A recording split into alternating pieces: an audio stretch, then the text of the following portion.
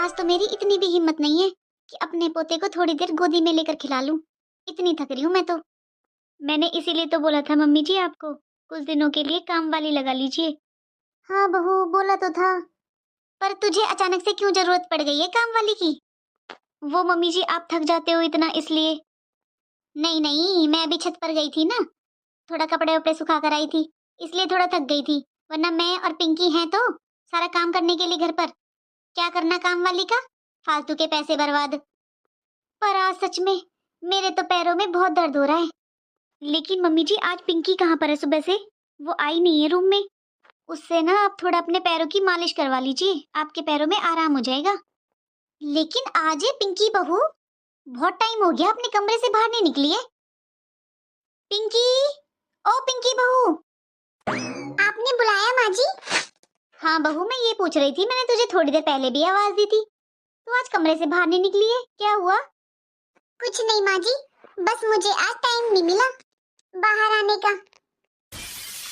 क्यों, ऐसा क्या काम आ गया आज तुझ पर अनोखा जो तुझे टाइम नहीं मिला बाहर आने का? वो माँ जी, मैं अपने मायके जाने की तैयारी कर रही थी। मायके? अरे ये अचानक से तेरे मन में मायके का फितूर कहाँ से चढ़ गया? मायके किस लिए जाना है तुझे अब?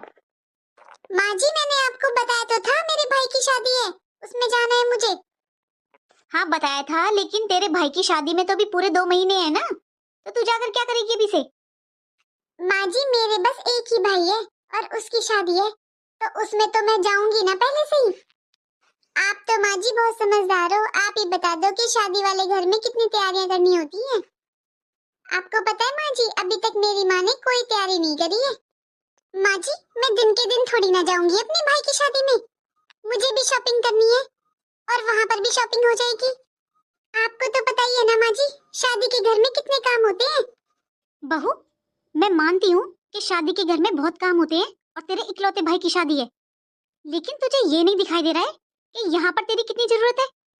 अरे मैं तुझसे जाने के लिए मना नहीं कर रही हूँ, लेकिन 2 महीने पहले तुझे दिखाई नहीं दे रहा तेरी जेठानी जापे में है?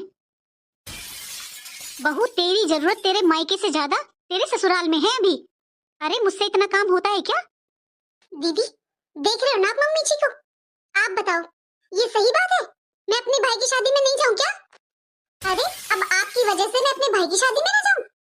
दीदी आपने ये बच्चा मेरे भरोसे पर किया था क्या? ये बच्चा आपका है तो जिम्मेदारी भी आपकी बनती है।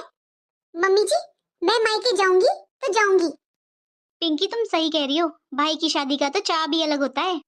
अरे कौन बहन होगी जिसको अपने भाई की शादी का चाव नहीं होगा? लेकिन पिंकी मम्मी जी तो बस इतना बोल रही हैं कि तुम कुछ दिन रुक जाओ। सच में मुझसे उठा नहीं जाता और अभी मुझसे कोई काम नहीं होगा। बस मैं ये सोच रही थी कि तुम 1-2 हफ्ते और रुक जाओ। दीदी सबके घरों में काम वाली भी आती है, तो एक काम वाली आप भी लगा लीजिए ना। बहू तेरी जेठानी ने तो पहले ही काम वाली के लिए बोला था, पर तुझे नहीं पता